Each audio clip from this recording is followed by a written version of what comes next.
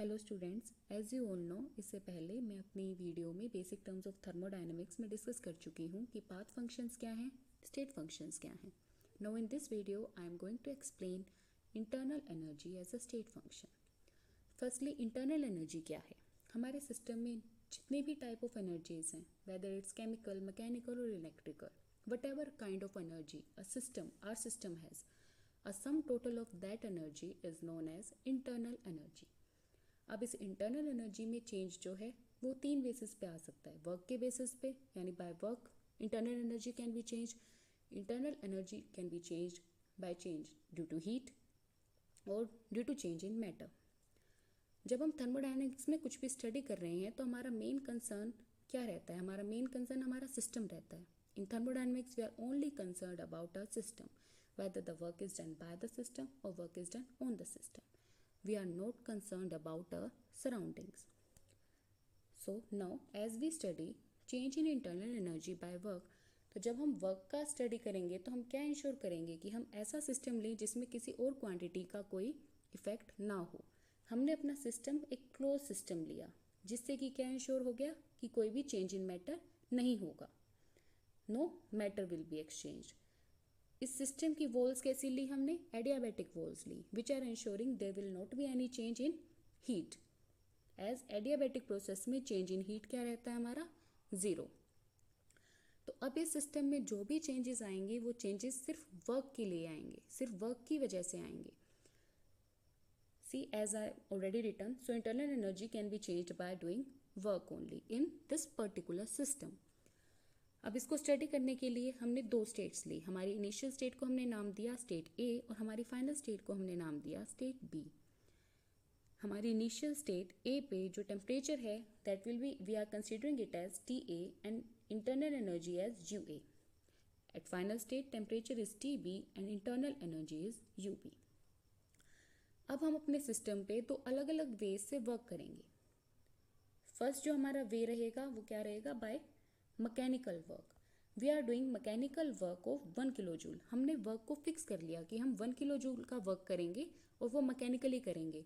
Mechanically कैसे कर रहे हैं, हमने पेडल्स लगा दिए हैं हमारे सिस्टम में, जो कि ये क्लोज सिस्टम है हमारा. यहाँ पेडल्स लगा दिए हैं जो कि रोटेट करेंगे, बार बार रोटेट करेंगे और रोटेट करने से क्या होगा, वाटर को चर्न करेंगे.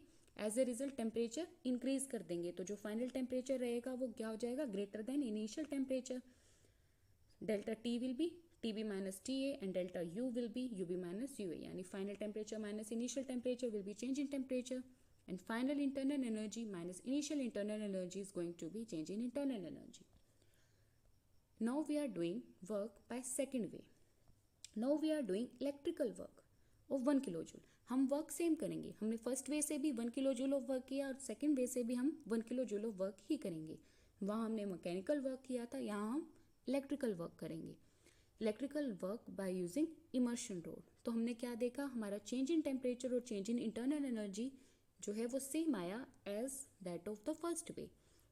ऐसा कब पॉसिबल है, जब हमारा T A T B U A U B सब सेम हो. यानी इनिशियल टेम्परेचर भी वही था और फाइनल टेम्परेचर भी वही रहा. इनिशियल इंटरनल एनर्जी भी सेम थी और फाइनल इंटरनल एनर्जी भी सेम रही जो कि हमारी फर्स्ट वे में थी. ये कैसे प्रूव हुआ, इससे क्या प्रूव हुआ, इससे प्रूव हुआ कि इंटरनल एनर्जी एक स्टेट फंक्शन है. State function are the functions which do not depend on the path followed. And as you can see, internal energy is not depending on the path followed, whether we are doing work by mechanical process or electrical process. Internal energy change is coming same. It means उस पर कोई effect नहीं पड़ा कि वो electrically किया गया या मैकेनिकली किया गया. उसका इफेक्ट क्या था, सिर्फ कि उसने इनिशियल और फाइनल स्टेट पे डिपेंड किया सिर्फ. It means it is a state function.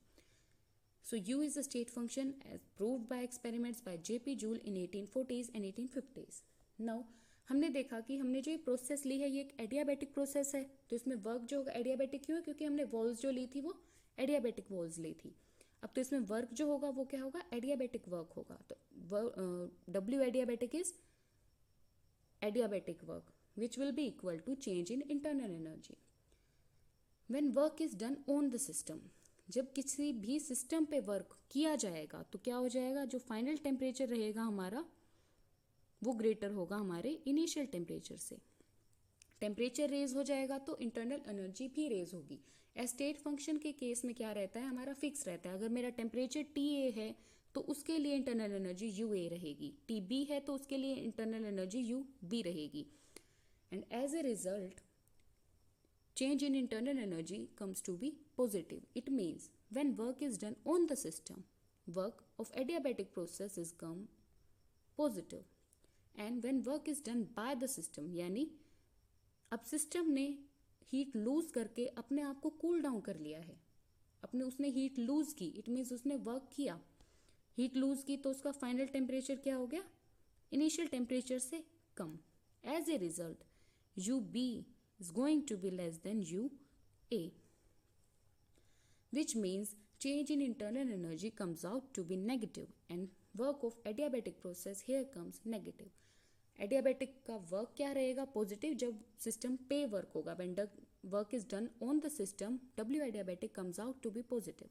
when work is done by the system, the adiabatic work comes out to be negative. ये हमने क्या देखा, हमने देखा change in internal energy by work. जब हम स्टडी करेंगे change in internal energy by heat, so when heat is given to the system, यानी डेल्टा Q जो है पॉजिटिव है, हमने सिस्टम को हीट दे दी है, उसके पास जितनी हीट पहले से थी उससे ज़्यादा उसके पास अब हीट है। It means delta Q positive means delta T will also be positive, as if heat is given to the system, final temperature is going to be greater than the initial temperature. This is given to the system, and delta Q is going to be negative, and as a result delta T is going to be negative, as now final temperature is going to be less than initial temperature. It means heat is given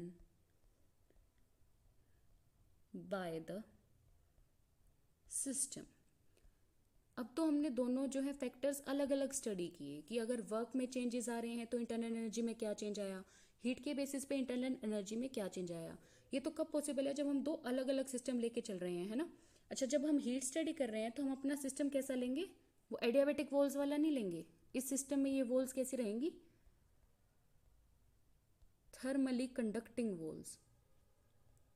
किस लिए, क्योंकि अब हमें चाहिए कि हमारे system में heat exchange हो, हीट बाहर भी जा सके और हीट अंदर भी जा सके।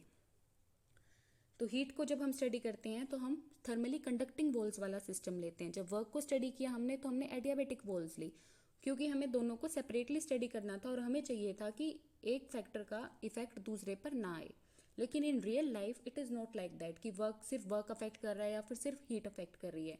तो रियलिटी में क्या है, हमें कुछ ऐसा देखना है जहाँ वर्क और हीट दोनों का इफेक्ट आ रहा है। तो as a result internal energy पे क्या इफेक्ट आ रहा है, इसके बारे में हम अपने नेक्स्ट वीडियो में डिस्कस करेंगे।